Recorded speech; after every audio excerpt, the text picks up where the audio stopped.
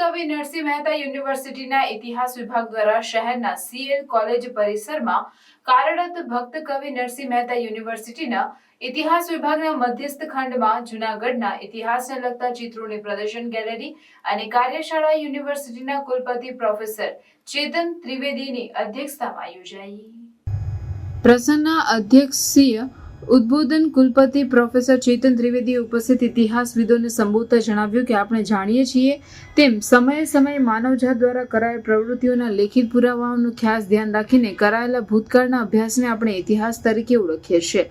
આવા અભ્યાસ કરનાર કે લખનાર વિદ્વાનોને ઇતિહાસકાર કહે છે. આ સંશોધનનું ક્ષેત્ર છે જ્યાં કર્ણોપકર્ણ કથાઓના આધારે શ્રેણીબદ્ધ ઘટનાઓનું પરીક્ષણ અને પૃથક્કરણ કરાય છે અને તે મોટાભાગે ઘટનાઓના કારણ અને પ્રભાવની રૂપરેખાનું વાસ્તવિક સંશોધન કરવાનો પ્રયાસ કરે છે. ચાણક્યનું કથન છે કે જે લોકો ભૂતકાળ યાદ રાખતા નથી તે પોતાની અસ્મિતાને નકારે છે. કોઈ પણ સંસ્કૃતિઓની સામાન્ય ગાથાઓ કે જેનું કોઈ બાહ્ય સંદર્ભીય પ્રમાણ મળતું નથી તેને ઇતિહાસની વિદ્યાશાખામાં સાંસ્કૃતિક વારસો શ્રેણી હેઠળ વર્ગીકૃત કરાય છે.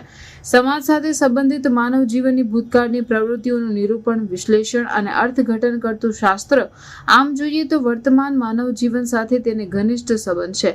ઇતિહાસ ભૂતકાળ તથા વર્તમાન કાળ વચ્ચેનો અતૂટ સંવાદ છે. તેમાં કોઈ ઇતિહાસકારે રાજકીય, કોઈ કે સામાજિક, બીજા કોઈ કે ધાર્મિક, નૈતિક કે આદર્શવાદી, આર્થિક, સાંસ્કૃતિક પાસાને વિશેષ મહત્વ આપેલું છે. વાસ્તવમાં ઇતિહાસ એ આ બધા પાસાનો સરવાળો છે. ડોક્ટર ત્રિવેદીએ આ પ્રસંગે યુનિવર્સિટી દ્વારા આવનાર દિવસોમાં સમયની માંગ મુજબ પ્રવાસનને લગતા વિષયો પર ભાર આપી નવા અભ્યાસક્રમોની ભૂમિકા રજૂ કરી હતી.